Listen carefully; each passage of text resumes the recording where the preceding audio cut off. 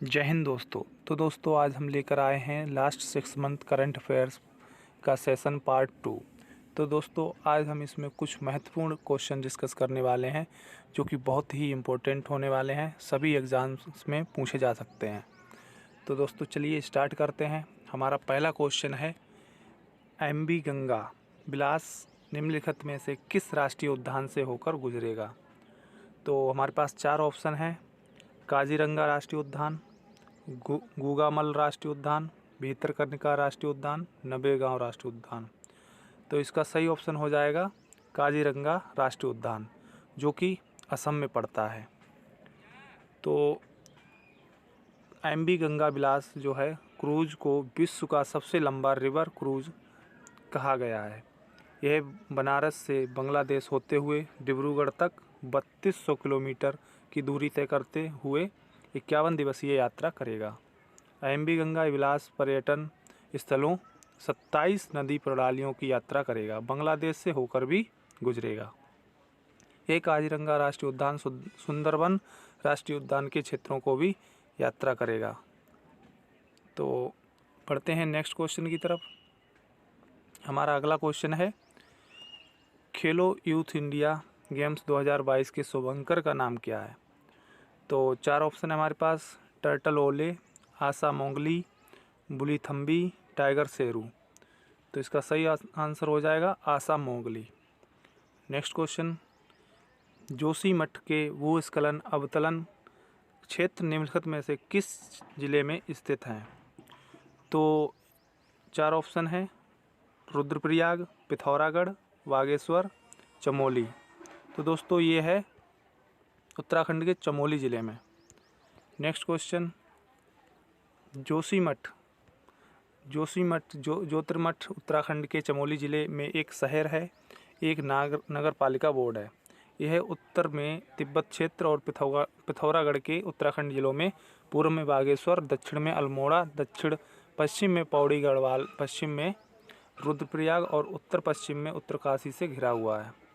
और एक यहाँ पर राजधानी से अलग अलग सीमा तक शासन किया है। क्यूत्री वंश की स्थापना वासुदेव क्यूत्री ने की थी। तो ये इम्पोर्टेंट हो सकता है कि कितौरी वंश की स्थापना किसने की। तो ये की थी वासुदेव कितौरी ने।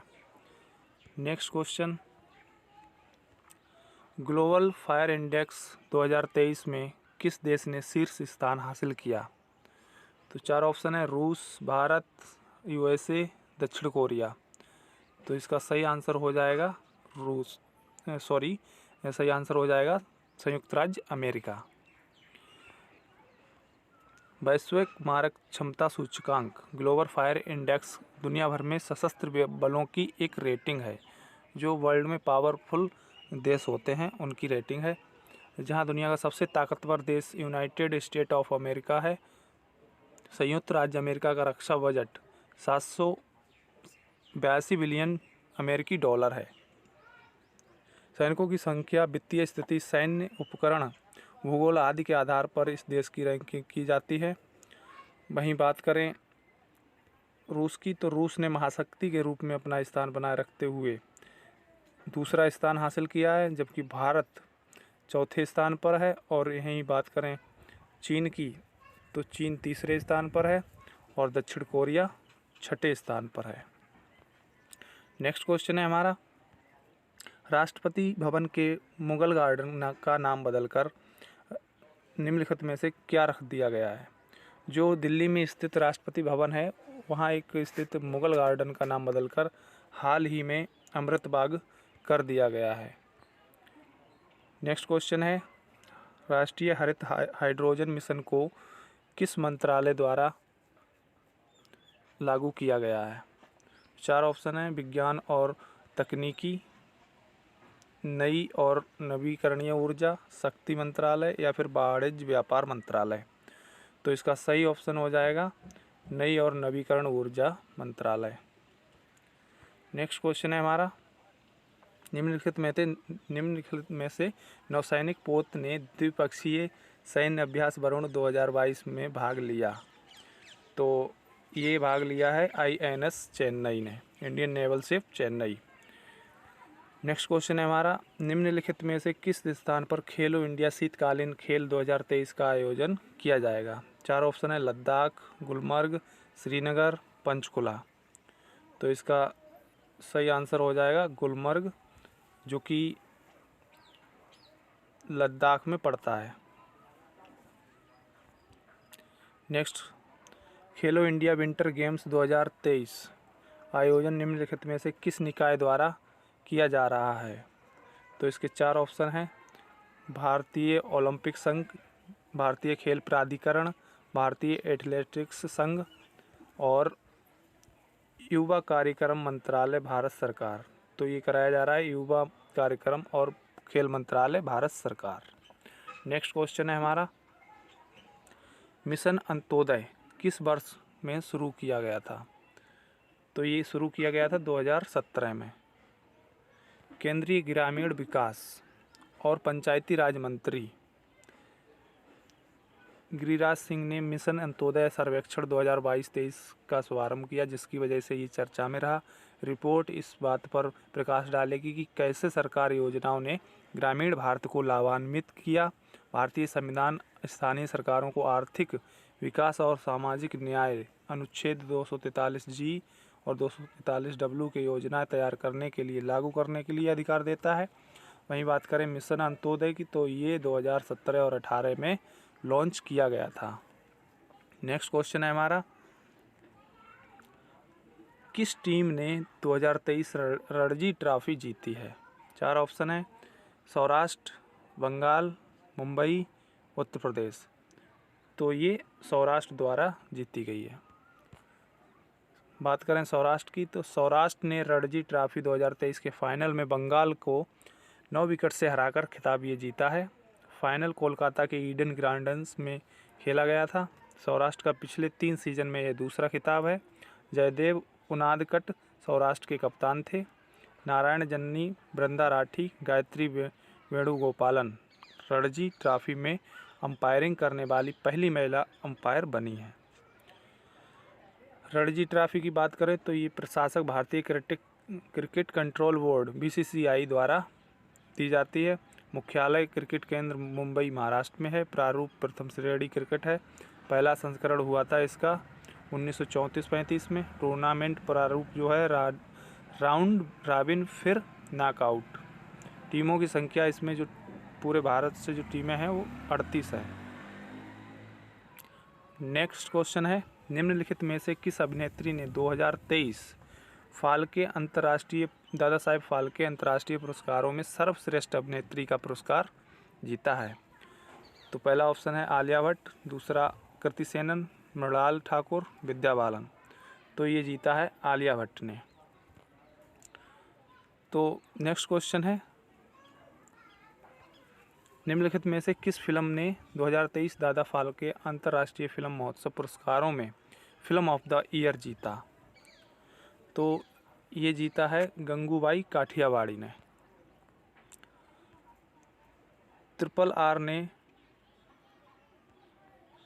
ये जीता था RRR ने बाय मिस्टेक।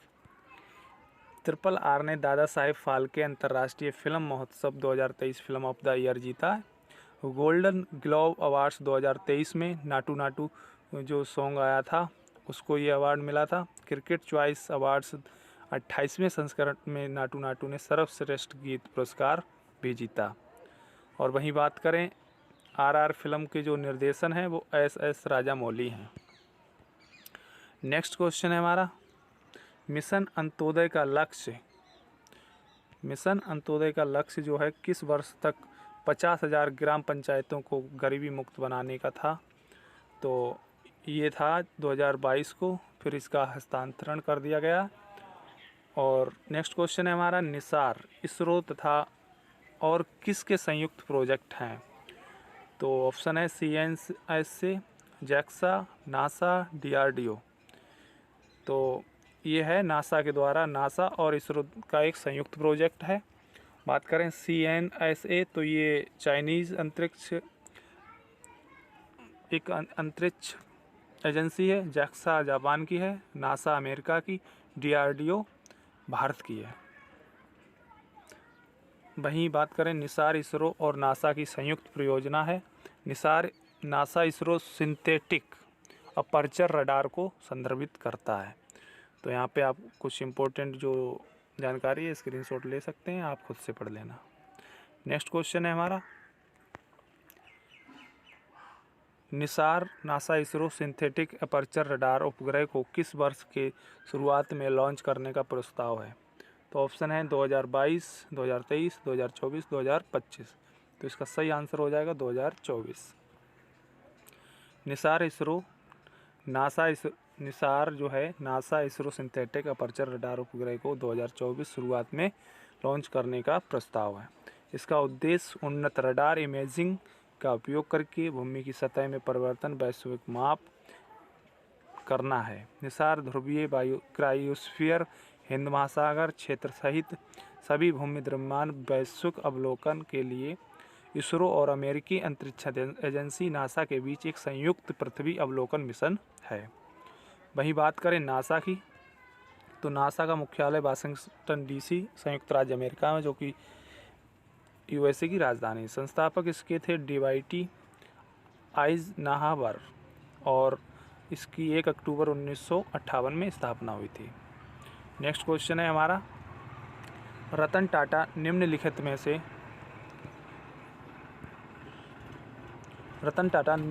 में से किस लड़ाकू विमान को उड़ाने वाले पहले नागरिक हैं? तो ये जो हैं F-16 फाइटिंग फाल्कन को उड़ाने वाले रतन टाटा जी पहले नागरिक हैं। रतन टाटा एक प्रशिक्षित पायलट हैं, उनके पास लाइसेंस भी है। वह 2007 में बेंगलुरु में एरो इंडिया शो के दौरान F-16 फाइटिंग फाल्कन उड़ाने वाले पहले नागरिक थे। उन्होंने लगभग 40 मिनट तक अमेरिकी वायुसेना के ब्लॉक 50 से संबंधित लड़ाकू विमान का सह संचालन किया। 69 वर्ष की आयु में वह अमेरिकी निर्मित विमान उड़ाने वाले सबसे अधिक आयु के भारतीय भी बन गए। वहीं बात करें डसॉल्ट फाल्कन 2000 निजी जेट के भी मालिक हैं, जिसकी अनुमानित कीमत $22 मिलियन है। नेक्स्ट क्वेश्चन है हमारा, निम्नलिखित में से किसने स्विस ओपन 2023 में पुरुष एकल खिताब जीता? तो हमारे ऑप्शन हैं विक्टर एक्सेल, बतावेनाके कोकी, लक्ष्य सेन, ली चोंग वेई। तो सही आंसर हो जाएगा वातानाबे कोकी। नेक्स्ट क्वेश्चन है, रतन टाटा जी को निम्नलिखित में से किस देश के सर्वोच्च नागरिक सम्मान सम्मानित किया गया है?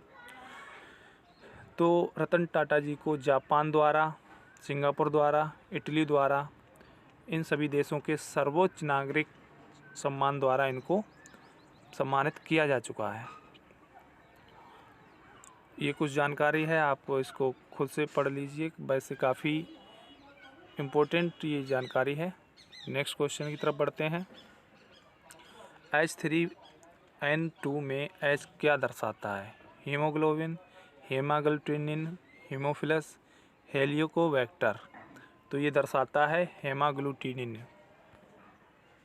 वर्ल्ड हैप्पीनेस रिपोर्ट 2023 के अनुसार भारत की क्या रैंक है? 142, 126, 132, 139। तो ये 126वीं रैंक है। वही बात करें इस रिपोर्ट के अनुसार भारत में 136 देशों में से 126 स्थान पर है, जो इसे विश्व के सबसे कम खुशहाल देशों में से एक बनाता है। भारत, नेपाल, चीन, बांग्लादेश, श्रीलंका जैसे अपने पड़ोसी देशों से भी पीछे है। दूसरे नंबर पर है वहीं बात करें दूसरे नंबर पर डेनमार्क, तीसरे नंबर पर आइसलैंड। और रैंकिंग की खुशहाली मापने के लिए 6 प्रमुख कारकों का उपयोग करती है: सामाजिक समर्थन, आय, स्वास्थ्य, स्वतंत्रता, उदारता, भ्रष्टाचार की अनुपस्थिति। यह इस आधार पर 150 देशों 2023 में 146 को रेट करता है। पहले 150 करता था, अब 2023 में इसने 146 को रेट किया है। व्यक्तिगत कल्याण, जीडीपी के स्तर पर, जीवन प्रत्याशा, जीवन की गुणवत्ता, अन्य उपाय। फिनलैंड लगातार 6ठे वर्ष वैश्विक स्तर पर सबसे खुशहाल देश है। और डेनमार्क, स्विट्जरलैंड इसके बाद डेनमार्क और स्विट्ज़रलैंड का स्थान रहा है। वहीं बात करें अफ़गानिस्तान की, तो अफ़गानिस्तान लगातार जो है वो तीसरी बार सबसे उदास देश बना रहा है अब तक। जनवरी 2023 में किस विदेशी परियोजना पर तैनात होने वाली सीमा सड़क BRO बॉर्डर रोड ऑर्गेनाइजेशन की पहली महिला अधिकारी बन गई हैं? 4 ऑप्शन है: पुनीत अरोड़ा, मिताली मधुमिता, सुरभि जखमोला, प्रिया स्वयंबाल। तो यह सही ऑप्शन हो जाएगा सुरभि जखमोला। भारतीय सेना के 117 इंजीनियर रेजिमेंट की अधिकारी कैप्टन सुरभि जखमोला जनवरी 2023 में किसी विदेशी परियोजना पर तैनात होने वाली सीमा सड़क संगठन BRO की पहली महिला अधिकारी बन गई हैं। उन्हें भूटान में प्रोजेक्ट दंतक के तहत BRO द्वारा तैनात किया गया है। सीमा संपर्क को बेहतर बनाने के लिए 2015 BRO की पूरी तरह से रक्षा मंत्रालय को सौंप दिया गया था। बात करते हैं कुछ समाचार में रहे व्यक्तियों की, तो फ्रांस टीम के कप्तान ह्यूगो लॉरेस ने 9 जनवरी 2023 को 36 साल की उम्र में अंतर्राष्ट्रीय फुटबॉल से संन्यास ले लिया। गैरेथ बेल ने 9 जनवरी 2023 को पेशेवर मुख्य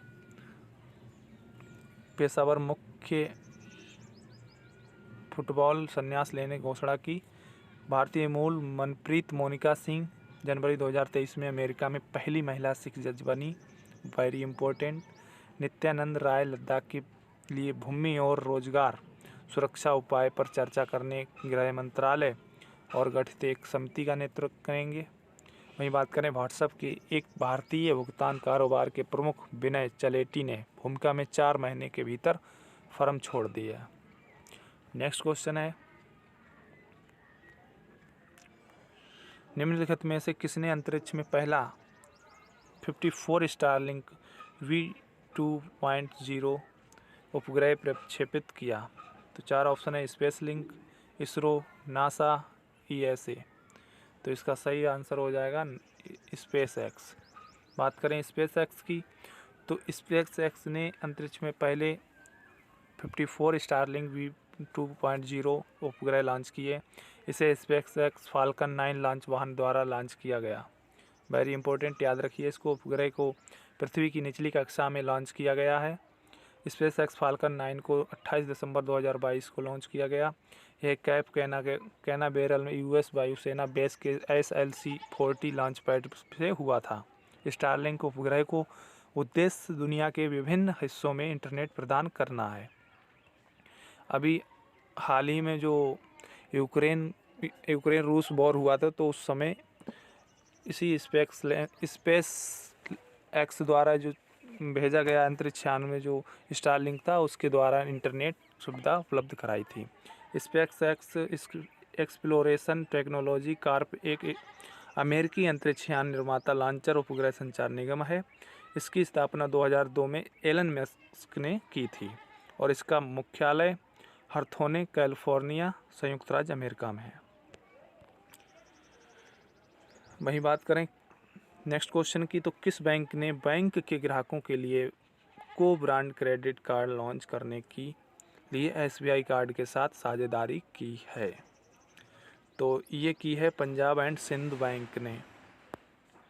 नेक्स्ट क्वेश्चन है हमारे पास, गुजरात के किस शहर को 1 जनवरी 2023 को अपना पहला in vitro fertilisation mobile device मिला? तो ये मिला है अमरेली में। गुजरात के अमरेली में भारत को 1 जनवरी 2023 को अपना पहला in vitro fertilisation mobile device मिला। केंद्रीय मंत्री पुरुषोत्तम रूपाला ने मोबाइल IVF लैब को शुभारंभ किया। वहीं बात करें, यह पुरस्कृत प्रजनन तकनीक है जिसका उपयोग पशुओं में तेज़ गति से बेहतर मादा जर्म प्लाज्म को बढ़ावा देने के लिए किया जाता है। बात करें गुजरात की, तो यहाँ के मुख्यमंत्री भूपेंद्र पटेल हैं, राज्यपाल आचार्य देवव्रत हैं, जिलों की संख्या 33 है, लोकसभा सीटों की संख्या 26 है और राज्यसभा सीटों की संख्या 11 है। नेक्स्ट क्वेश्चन की तरफ बढ़ते हैं। हमारा अगला क्वेश्चन है, मणिपुर का कौन सा समुदाय हर साल फसल के मौसम के बाद गान नगाई उत्सव मनाया जाता है? तो ये बहुत ही इम्पोर्टेंट क्वेश्चन है, आप लोग इसको नोट डाउन कर लीजिए। चकमा, मीणा, थारू, जोलिया रांग। तो इसका सही ऑप्शन हो जाएगा जोलिया रांग। बात करते हैं इस फेस्टिवल की, तो जोन नगाई उत्सव मणिपुर में एक प्रमुख कार्यक्रम है जिसे जोलियारांग समुदाय द्वारा हर साल फसल के मौसम के बाद मनाया जाता है। ठीक है, तो आप ये लोग खुद से पढ़ लीजिए। नेक्स्ट क्वेश्चन है हमारा, जनवरी 2023 में जम्मू कश्मीर के किस ज़िले में ई लाइब्रेरी लॉन्च की गई? 4 ऑप्शन है, श्रीनगर, उधमपुर, डोडा, बारामूला। तो इसका सही आंसर हो जाएगा डोडा। नेक्स्ट क्वेश्चन है हमारा, अंबेडकर ए लाइफ पुस्तक के लेखक कौन हैं? विक्रम संपत, पवन सिंह लाल, आराधना जौहरी, शशि थरूर। तो शशि थरूर द्वारा ये पुस्तक लिखी गई है। सांसद और लेखक शशि थरूर की नवीनतम पुस्तक अंबेडकर ए लाइफ को जनवरी 2023 में किताब कोलकाता कार्यक्रम में लॉन्च किया गया। इस पुस्तक के थरूर अंबेडकर की कहानी को बड़ी स्पष्टता, अंतर्दृष्टि, प्रशंसा के साथ बताते हैं। लेखक 14 अप्रैल 1991 को बॉम्बे प्रेसिडेंसी में महारों के परिवार में उनके जन्म से लेकर 6 दिसंबर 1956 को दिल्ली में उनकी मृत्यु तक महान व्यक्ति के जीवन में आर्क का पता लगाते हैं। और इसमें कुछ महत्वपूर्ण पुस्तकें हैं, आप इनका स्क्रीनशॉट ले लीजिए और खुद से इनका रिवीजन कीजिए, बहुत ही इंपॉर्टेंट पुस्तकें हैं। नेक्स्ट क्वेश्चन है, निम्नलिखित में से किसने भारतीय सेना के लिए लो स्मोक सुपीरियर केरोसिन तेल लॉन्च किया है? 4 ऑप्शन है, coal India, Bharat petroleum, ONGC, Hindustan petroleum. तो ये किया है भारत पेट्रोलियम द्वारा। देखते हैं इसका उपयोग क्या है। भारत पेट्रोलियम ने भारतीय सेना के लिए लो स्मोक सुपीरियर केरोसिन तेल लॉन्च किया है। BPCL सेना को नई LSL ए ग्रेड एस को सप्लाई की आपूर्ति शुरू करने वाली पहली तेल विपणन कंपनी के रूप में उभरी है। सामान्य केरोसिन ऑयल से काफ़ी धुआं निकलता है जो ऊंचाई पर इसका उपयोग करने वाले कर्मियों स्वास्थ्य के लिए खतरा पैदा करता है, जहां ऑक्सीजन का स्तर बहुत कम होता है। वहीं बात करें लो स्मोक केरोसिन, तो सैनिकों को स्वच्छ ईंधन प्रदान करेगा जिससे कि कोई भी स्वास्थ्य संबंधी घटना नहीं घटेगी। नेक्स्ट क्वेश्चन है हमारा, निम्नलिखित में से किस देश के साथ यंग प्रोफेशनल्स स्कीम शुरू की गई? 4 ऑप्शन है, अमेरिका, जापान, जर्मनी, ब्रिटेन। तो ये स्कीम शुरू की गई है ब्रिटेन के साथ।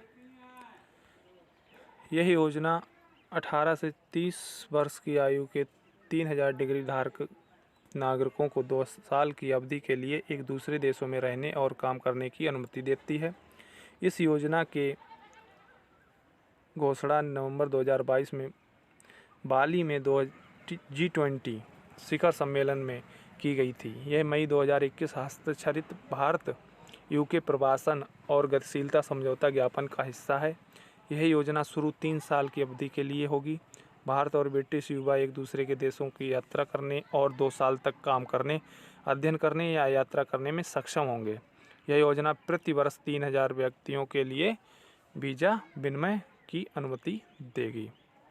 बात करें UK की, तो UK की फुल फॉर्म है यूनाइटेड किंगडम। यहाँ की राजधानी लंदन है, मुद्रा पाउंड स्टर्लिंग है। अभी भारतीय मूल के ऋषि सुनक जी यहाँ के प्रधानमंत्री हैं। राष्ट्रीय खेल क्रिकेट है। नेक्स्ट क्वेश्चन है हमारा, 11 जनवरी 2023 को किस शहर में बाजरा उत्सव मनाया गया है? तो ये मनाया गया है गांधीनगर। नेक्स्ट क्वेश्चन है, अल्पसंख्यक मामलों के मंत्रालय MoMA ने पढ़ो प्रदेश योजना को बंद कर दिया है। इसे किस बैंक के माध्यम से लागू किया जा रहा था? तो इस योजना में किस बैंक का हस्तक्षेप था, किस बैंक का योगदान था? तो ये कैनरा बैंक द्वारा चलाया जा रहा था। यह योजना अल्पसंख्यक समुदाय से संबंधित छात्रों के लिए विदेश में अध्ययन के लिए शिक्षा ऋण ब्याज पर सब्सिडी प्रदान करती है। इसका उद्देश्य विदेश में मास्टर, MPhil, पीएचडी स्तर पर उच्च शिक्षा अवसर प्रदान करना, उनकी रोजगार क्षमता को बढ़ाना। इसे केनरा बैंक के माध्यम लागू किया जा रहा था। 31 मार्च 2022 तक मौजूदा लाभार्थियों को ऋण की स्थगन अवधि के दौरान ब्याज सब्सिडी प्राप्त होती रहेगी। नेक्स्ट क्वेश्चन है, G20 के तहत थिंक 20 बैठक 16 जनवरी 2023 को किस शहर में हुई? भोपाल, नई दिल्ली, आगरा, पटना। तो G20 की ये थिंक 20 बैठक भोपाल में हुई थी, जो कि मध्य प्रदेश की राजधानी है। वहीं बात करें G20 के मेंबर्स की, तो फ़िलहाल में G20 के 20 मेंबर्स हैं, इसीलिए इसको G20 कहा जाता है। 1999 में कई विश्व आर्थिक संकटों से निपटने के लिए G20 की स्थापना की गई। इसमें G20 के 20 सदस्य हैं। पहला ऑस्ट्रेलिया, कनाडा, सऊदी अरब, संयुक्त राज्य अमेरिका, भारत, रूस, दक्षिण अफ्रीका, तुर्की, Argentina, Brazil, Mexico, France, Germany, Italy, United Kingdom, चीन, इंडोनेशिया, जापान, दक्षिण कोरिया, यूरोपीय संघ। इसमें एक संगठन जुड़ा है। क्वेश्चन पूछा जाता है कि G20 संगठन में कौन सा संगठन जुड़ा हुआ है, या फिर जो G20 सदस्य का जो संगठन है उसमें कौन सा संगठन जुड़ा हुआ है, या फिर 4 ऑप्शन दिए जाते हैं जिनमें एक सदस्य शामिल नहीं होता है, और पूछा जाता है कि इनमें से कौन सा देश शामिल नहीं है। तो आप इनको याद कर लीजिए, बहुत ही इम्पोर्टेंट क्वेश्चन है। वही बात करते हैं नेक्स्ट क्वेश्चन की। तो हमारा अगला प्रश्न है, माघी मेला उत्सव 14 जनवरी से किस राज्य में मनाया जा रहा है? 4 ऑप्शन है, पंजाब, उड़ीसा, असम, तेलंगाना। तो इसका सही ऑप्शन हो जाएगा पंजाब। माघी का दिन 40 मुक्त लोगों की वीरतापूर्वक लड़ाई का सम्मान करने के लिए मनाया जाता है, जिन्होंने गुरु गोविंद सिंह की खोज में मुगल शाही सेना द्वारा किए गए हमले का बचाव करते हुए अपने प्राणों की आहुति दी। नेक्स्ट क्वेश्चन है हमारा, निम्नलिखित में से कौन भारत का पहला संविधान साक्षर जिला बन गया है? हाँ दोस्तों, एक भारत में ऐसा भी ज़िला बन गया है जहाँ संविधान की पूरी तरह से जानकारी है लोगों को। तो 4 ऑप्शन है, कोल्लम, एर्नाकुलम, बेलागवी, आदिलाबाद। तो इसका सही ऑप्शन हो जाएगा कोल्लम। इस उपलब्धि को प्राप्त करने के लिए 7 महीने के लंबे संवैधानिक साक्षरता अभियान का परिणाम है। एक स्कीम थी संवैधानिक साक्षरता अभियान, तो उसके द्वारा 7 महीने तक इसमें मेहनत की गई। इससे देश के कानूनों और नागरिकों के अधिकारों के बारे में जागरूकता पैदा करने के लिए कोल्लम प्रशासन और केरल स्थानीय प्रशासन संस्थान द्वारा संयुक्त रूप से लॉन्च किया गया था। इस अभियान के तहत जिले के 7 लाख से अधिक परिवारों को संविधान के मूल सिद्धांतों पर शिक्षित किया जा रहा है। नेक्स्ट क्वेश्चन है हमारा, भोपाल डिक्लेरेशन निम्नलिखित में से किससे संबंधित है? तो अभी हमने बताया था G20 थिंक, भोपाल में G20 की बैठक हुई थी जिसमें विषय रहा था G20 थिंक, तो ये उसी से संबंधित है। नेक्स्ट प्रश्न है हमारा, ग्लोबल फायर इंडेक्स 2023 में भारत की रैंक क्या है? तो ग्लोबल फायर पावर इंडेक्स 2023 में भारत की रैंक 4थी है। वहीं बात करें ग्लोबल फायर इंडेक्स प्लेनेट पर सभी देशों के लिए सैन्य बलों की रेटिंग है। सूचकांक में अमेरिका शीर्ष पर है, रूस दूसरे स्थान पर है, चीन तीसरे स्थान पर है, भारत चौथे स्थान पर है। स्कोर जितना छोटा होता है, लड़ने की क्षमता उतनी ही अधिक शक्तिशाली होती है। सूचकांक में परमाणु क्षमताओं का ध्यान में नहीं रखा जाता है। पूछ लिया जाता है कि जो पावरफुल कंट्रीज़ के जो सूचकांक तैयार किया जाता है उसमें कौन कौन से पॉइंट रखे जाते हैं, तो ये ध्यान रखें जिसके पास परमाणु क्षमता है वो पॉइंट ध्यान में नहीं लिया जाता है। और इसमें 145 विश्व शक्तियों पर विचार किया गया था। नेक्स्ट क्वेश्चन था हमारा, यूनेस्को विश्व विरासत स्थल के दर्जे के लिए सांस्कृतिक श्रेणी चेराई देव मोहद्वीप को भारत की ओर से नामांकित किया गया, साइट किस राज्य में है? तो यूनेस्को द्वारा विश्व विरासत स्थल में जो दर्जे प्राप्त करने हैं वो, और उसमें ये श्रेणी में चेराई देव मोहिनी को असम राज्य की एक साइट है उसको शामिल किया गया है। असम के चराईदेव जिले में अहोम वंश का टीला दफन प्रणाली मोइदम की साइट यूनेस्को के लिए नामांकन किया गया। मोइदम असम में ताई अहोमों की मध्यकालीन 13वीं 19वीं शताब्दी टीला दफन परंपरा दर्शाता है जो लगभग 600 वर्ष तक चली थी। अब बात करते हैं अहोम वंश। तो अहोम वंश के बारे में जानकारी ले लेते हैं, हो सकता है एग्ज़ाम में पूछा जाए।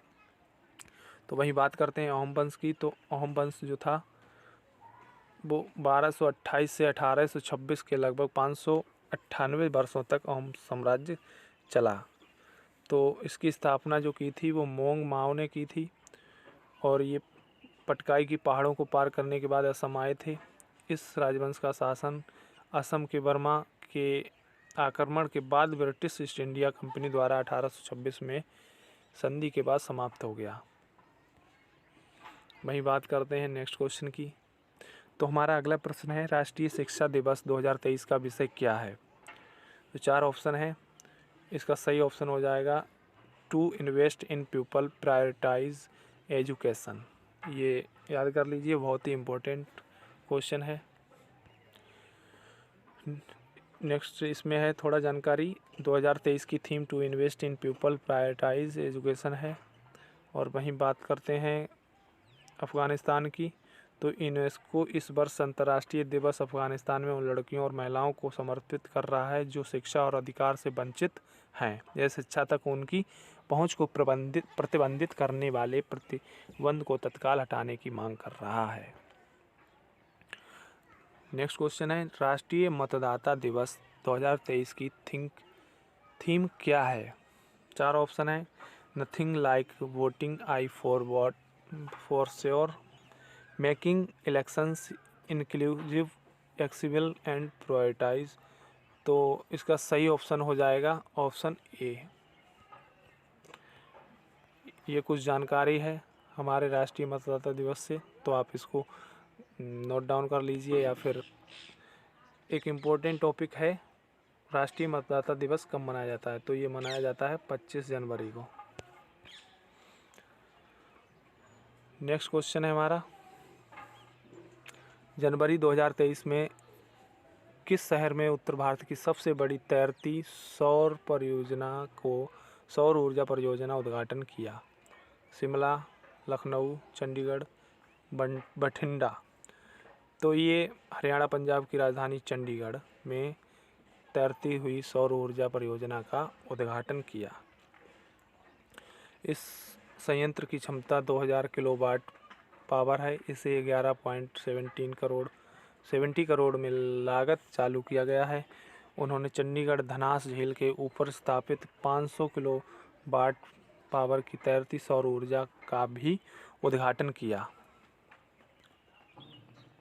नेक्स्ट क्वेश्चन है हमारा, जनवरी 2023 के किस राज्य के मुख्यमंत्री ने लाडली बहना योजना को लागू करने की घोषणा की।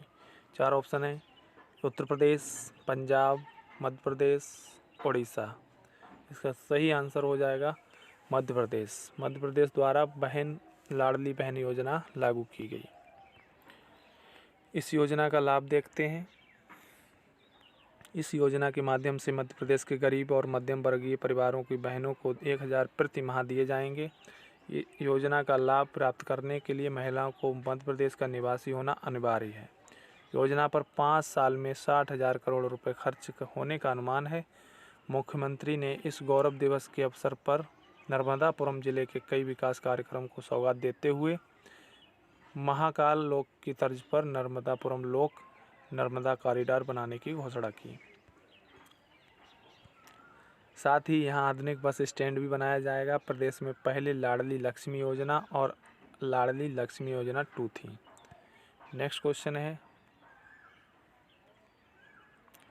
The poverty of political economics abandon the poor नामक पुस्तक के लेखक कौन है।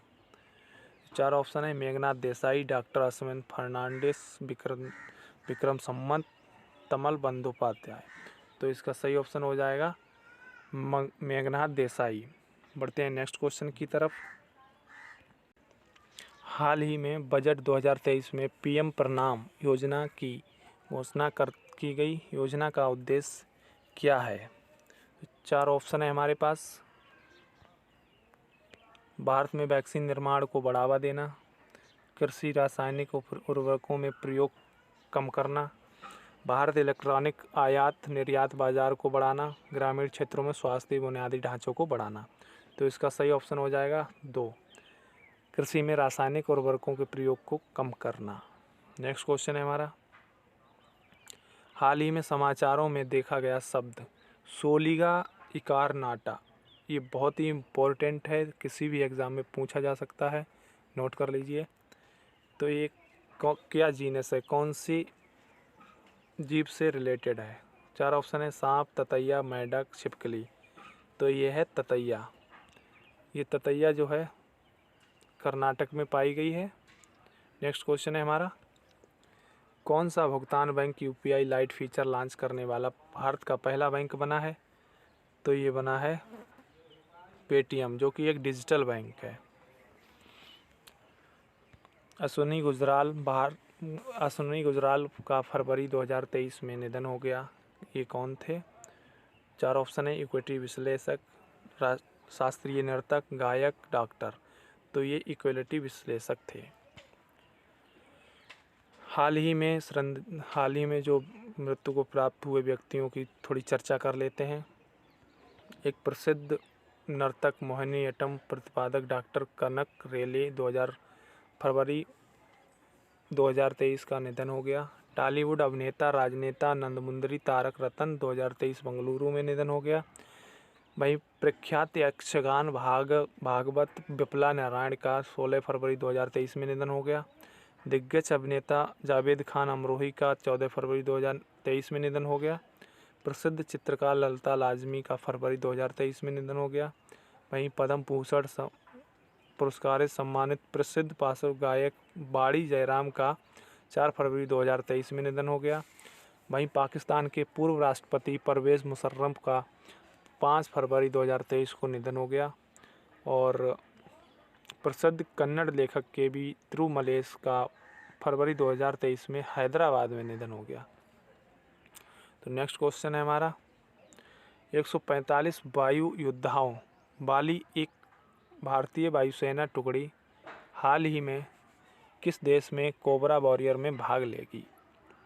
तो ये यूके में भाग लेगी। यह एक बहुपक्षीय वायु अभ्यास है जिसमें फिनलैंड, स्वीडन, दक्षिण अफ्रीका, अमेरिका, सिंगापुर भी भाग ले रहे हैं। भारतीय वायुसेना 5 मिराज 2000 लड़ाकू विमानों के साथ 5 मिराज 2000 लड़ाकू, ये जो नाम है, यह अभ्यास 6 मार्च 2022 के बीच आयोजित होगा। ये कुछ इम्पोर्टेंट एक्सरसाइज हैं हमारे देश भारत और अन्य देशों के साथ, तो हम डिस्कस कर लेते हैं। अमेरिका के साथ होती है युद्ध अभ्यास और ब्रिज प्रहार। बांग्लादेश और भारत के साथ होती है संप्रति। फ्रांस और भारत की होती है शक्ति अभ्यास गरुण वरुण। और वहीं बात करें इंडोनेशिया के साथ तो गरुण शक्ति, थाईलैंड के साथ मैत्री अभ्यास, मंगोलिया के साथ नोमैडिक एलिफेंट, जापान के साथ धर्म गार्डियन वीर गार्डियन, चीन के साथ हैंड इन हैंड, ओमान के साथ अल नजहा नसीम अल बहर ईस्टर्न ब्रिज, कजाकिस्तान के साथ काजिक इंडिया, नेपाल के साथ Surya Kiran eastern bridge Oman, America Japan और भारत की मिलकर जो एक्सरसाइज होती है वो Malabar, Singapore SIMBEX, Uzbekistan Dustlik. ये बहुत ही इम्पोर्टेंट एक्सरसाइज हैं, हर एग्ज़ाम में पूछी जाती हैं और हर बार पूछी जाती हैं, तो आप इनको नोट कर लीजिए। नेक्स्ट क्वेश्चन, 22 फरवरी 2023 को कौन सी भारतीय पारंपरिक डीजल इलेक्ट्रिक पनडुब्बी इंडोनेशिया में गोदी करने वाली पहली भारतीय पनडुब्बी है? तो 4 ऑप्शन है, INS सुंदरतन, INS Sindhuraj, INS Sindhu कीर्ति, INS सिंधु केसरी। तो सही आंसर हो जाएगा INS सिंधु केसरी। बोला टिनुबू ने मार्च 2023 में किस देश के राष्ट्रपति के रूप में शपथ ली? Nigeria, Senegal, Nicaragua, Zimbabwe. तो सही ऑप्शन हो जाएगा नाइजीरिया। मार्च 2023 में बोला टिनुबू ने विजेता बनने के बाद अफ्रीका के सबसे अधिक आबादी वाले देश नाइजीरिया के राष्ट्रपति के रूप में शपथ ली। वह लागोस राज्य के पूर्व गवर्नर हैं। टिनुबू 8.79 मिलियन वोट के साथ अपने प्रमुख प्रतिद्वंदी अतीकू अबुबकर आगे निकल गए, जिन्हें 6.98 मिलियन वोट मिले। पूर्व राष्ट्रपति मोहम्मद बिहारी ने 2 कार्य सेवा करने के बाद पद छोड़ा। एशियाई शतरंज महासंघ द्वारा प्लेयर ऑफ द ईयर पुरस्कार से सम्मानित किया गया। ब्रजनेश गुणेश्वरन, डी गुकेश, शिव श्रीधर, सुकांत कदम। तो सही ऑप्शन होगा डी गुकेश। नेक्स्ट क्वेश्चन है, भूमचू उत्सव किस राज्य केंद्र शासित प्रदेश में है? Very very important, note down कर लीजिए। तो ये है सिक्किम में। बात करें सिक्किम की, तो सिक्किम के मुख्यमंत्री प्रेम सिंह तमांग हैं। यहाँ के राज्यपाल लक्ष्मण प्रसाद आचार्य हैं। लोकसभा और राज्यसभा में एक एक सीट है। वहीं बात करते हैं सिक्किम के कुछ लोकप्रिय त्यौहार जो कि हर परीक्षा में पूछे जाते हैं। तो लोसुंग, द्रुपका टेसी, बमचू, सगा दावा, डासेन, फांग, लाओसॉल। नेक्स्ट क्वेश्चन है हमारा, किस देश में 25 वर्षों की पहली बार महिलाओं को सैन्य सेवाओं में आने की अनुमति दी गई? 4 option, Chile, Ecuador, Colombia, Venezuela. तो सही ऑप्शन हो जाएगा कोलंबिया। नेक्स्ट क्वेश्चन है, फरवरी 2023 में कोलंबिया की सेना 1296 महिलाओं को कोलंबिया में लंबे समय से 18-24 वर्ष के पुरुषों के लिए अनिवार्य सैन्य सेवा है। सेना बेस की तैनाती बुनियादी ढांचा की रक्षा और प्रशासनिक कार्यों को पूरा करने के लिए युवा सैनिकों पर निर्भर है। नेक्स्ट क्वेश्चन है हमारा, कैंसर दिवस 2023 की थीम क्या है? तो कैंसर दिवस 2023 की थीम थी क्लोज द ईयर गैप। तो option B is correct. Mission हर पेमेंट डिजिटल निम्नलिखित में से किसके द्वारा शुरू किया गया है? वित्त मंत्रालय, भारतीय रिजर्व बैंक, भारतीय स्टेट बैंक, भारतीय राष्ट्रीय भुगतान निगम। तो ये भारतीय रिजर्व बैंक द्वारा शुरू किया गया है। इसकी स्थापना 1935 में हुई थी। मुख्यालय इसका मुंबई है। नेक्स्ट क्वेश्चन, ऑस्ट्रेलियाई ग्रैंड प्रिक्स 2023 किसने जीता? तो ये मैक्स वेरस्टेपेन ने जीता। नेक्स्ट क्वेश्चन है, विश्व स्वास्थ्य 2023 की थीम क्या है? तो विश्व स्वास्थ्य 2023 की थीम है health for all. Option A is correct. विश्व स्वास्थ्य दिवस हर साल 7 अप्रैल को दुनिया भर में लोगों की चिंता के विशिष्ट स्वास्थ्य विषय पर ध्यान आकर्षित करने के लिए मनाया जाता है। 1948 में विश्व स्वास्थ्य संगठन WHO वर्ल्ड हेल्थ ऑर्गेनाइजेशन ने प्रथम विश्व स्वास्थ्य सभा का आयोजन किया। 7 अप्रैल की तारीख 1948 में इसकी स्थापना हुई। वहीं बात करें विश्व स्वास्थ्य दिवस की थीम की, तो हेल्थ फॉर ऑल याद रखें, बहुत इम्पोर्टेंट है। किस देश ने बच्चों के लिए ऑक्सफोर्ड मलेरिया वैक्सीन का उपयोग मंजूरी दी है? ऐसा करने वाला दुनिया का वह पहला देश बना है। 4 ऑप्शन, गुयाना, सेनेगल, घना, अंगोला। तो ऑप्शन सी इज करेक्ट, घना। नेक्स्ट क्वेश्चन है हमारा, विश्व के सबसे आपराधिक देशों की 2023 रैंकिंग में भारत का स्थान कहाँ है? 4 ऑप्शन है, 122, 77, 85, 135। तो ऑप्शन बी इज करेक्ट, 177। वहीं बात करें सूची में वेनेजुएला शीर्ष स्थान पर किया गया है। इसके बाद क्रमशः पापुआ गिनी, अफगानिस्तान, दक्षिण Africa, Honduras, Trinidad, Guyana, Syria, Somalia और जमैका टॉप 10 देश हैं। आपराधिक रैंकिंग वाले देश में भारत 77 पर है, जबकि अमेरिका, ब्रिटेन भारत से आगे है। वर्ल्ड ऑफ स्टैटिस्टिक्स के अनुसार USA 55वें नंबर पर और UK 56वें नंबर पर है। तुर्की, जर्मनी, जापान सबसे कम आपराधिक देशों में से थे, जिनकी रैंकिंग 92, 100 और 135 स्थान रही। वहीं बात करें अपराधों की विभिन्न रूप में, जिनमें भ्रष्टाचार, मादक पदार्थों की तस्करी, अपहरण, हत्या शामिल हैं। देश में उच्च बेरोजगारी दर के कारण अन्य प्रकार के आपराधिक डकैती हमले हो सकते हैं। बात करते हैं अन्य इंडेक्स की, तो हैनले पासपोर्ट इंडेक्स 2023 में भारत की रैंकिंग 85 है। शीर्ष स्थान पर जापान, सिंगापुर, दक्षिण Korea, Germany, Spain, Finland, Italy, Luxembourg शामिल हैं। वहीं निम्न 4 हैं जो निम्न स्तर पर हैं: अफ़गानिस्तान, इराक, सीरिया, पाकिस्तान। खुशहाली के मामले में, विश्व खुशहाली के मामले में भारत 126 स्थान पर है। शीर्ष फिनलैंड, डेनमार्क, आइसलैंड, नीदरलैंड है। और निम्न स्तर पर अफ़गानिस्तान, जिम्बाब्वे, रवांडा, बोत्सवाना है। वहीं बात करें ग्लोबल जेंडर गैप इंडेक्स की, तो 2022 भारत 135 में पर था।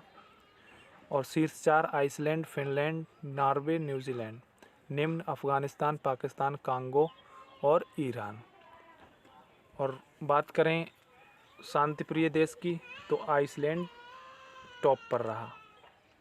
तो दोस्तों, आज की हमारी ये सेशन कैसा लगा और हमारा ये प्रयास कैसा लगा, तो कमेंट बॉक्स में अवश्य बताएं। और ऐसे ही पढ़ते रहिए, मुस्कुराते रहिए, अपना ख्याल रखिए। मिलते हैं नेक्स्ट वीडियो में। जय हिंद, जय भारत।